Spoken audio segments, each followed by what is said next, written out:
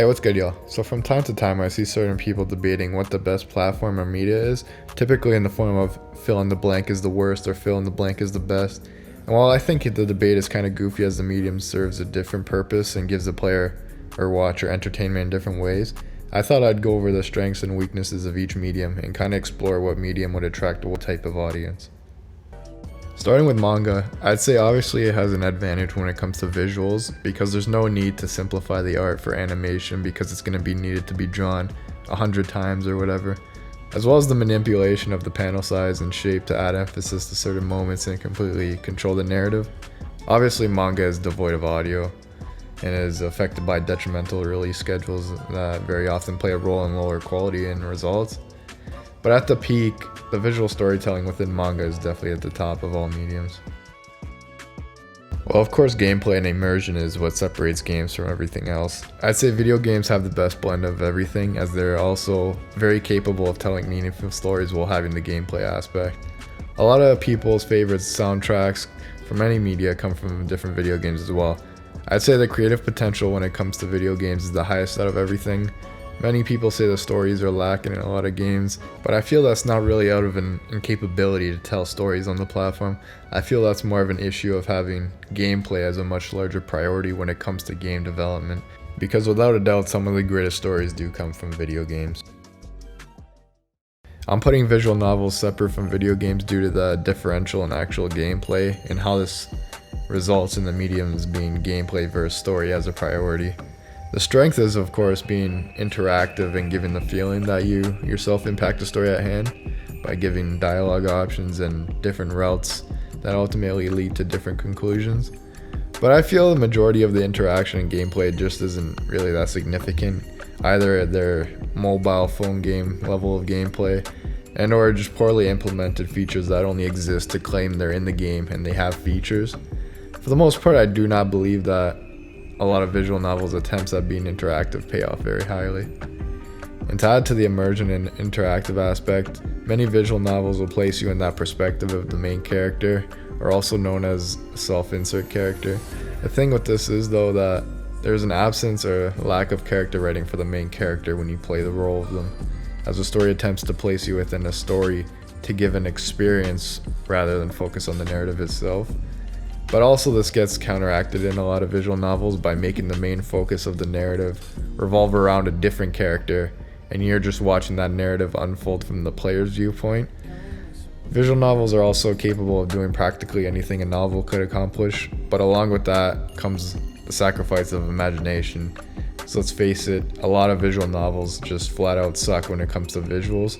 While imagery is left to the reader's imagination when reading a novel, and it's created through the descriptive and creative writing prowess of the author, the imagery in visual novels typically isn't left with the greatest of artists.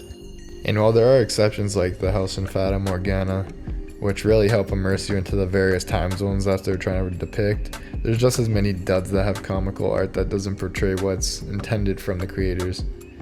But with all this comes freedom in writing. Many visual novels are very long, and when actions that may span several minutes in different mediums, even episodes in those mediums, could be glossed over in a single line, you're left with a lot more room for dialogue, monologues, and just exposition in general, allowing characters and scenarios to be fleshed out fully, but not on a time strain like other mediums, and don't need hundreds of hours to be put into a single scene like animation.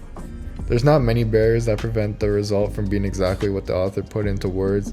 Of course, audio will add to the overall immersion, and sure, you can play music while reading a book, but the audio and visual novels will be exactly as intended for the scene, well, what's in mind, as well as the addition of sound effects, the atmosphere, and even voice acting sometimes. But there's a real lack of range when it comes to genres, as it's kind of devoid of anything that relies on action, meaning adventures they're not presented how they are in other media. Sports are absent, as well as some other genres. So overall, the freedoms that come from the small barriers towards creators expressing exactly what's intended within their story is what's strongest with visual novels. A lot of the same things, of course, apply for novels and books. The creative possibilities are endless. Anything can be achieved, really, and it can be achieved in any way. It's the most accessible, lowest barrier to entry, and I believe the oldest medium as well.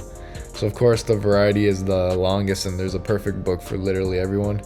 I don't know what you can really say to detract from books. People think they're boring or there's no fucking audio, I don't know. Originally I was gonna have a section about how an acting performance can really elevate a show or movie. Obviously that's true, it's not really unique to live action at all. A lot of the positives that come from a live actor can also apply to voice acting, bringing a character to life, and an animated character. Animated characters are just as easy, if not easier, to connect with than a lot of live action characters, I'd say.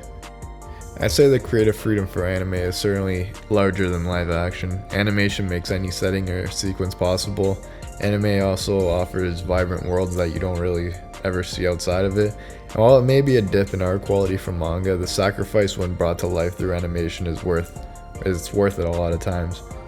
Anime also allows for a lot more unique directing and artistic expression that live action just doesn't have sometimes, because in live action you have to remain somewhat human with the characters.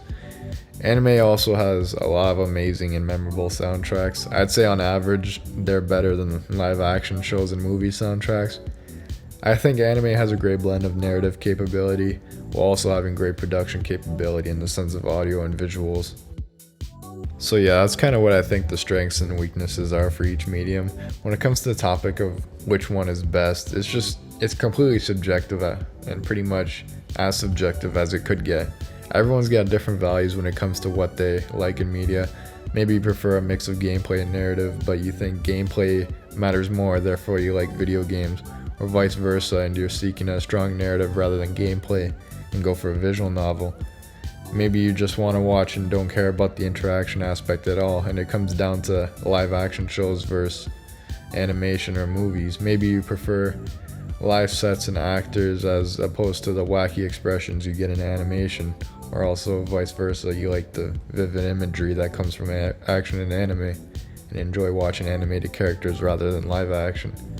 There's no real answer to which medium is best. There's multiple mediums for a reason. Everyone finds entertainment in different ways. And yeah, that's pretty much it. Make sure to like and subscribe and check out my Instagram while you're at it. Thank you for watching. Ease.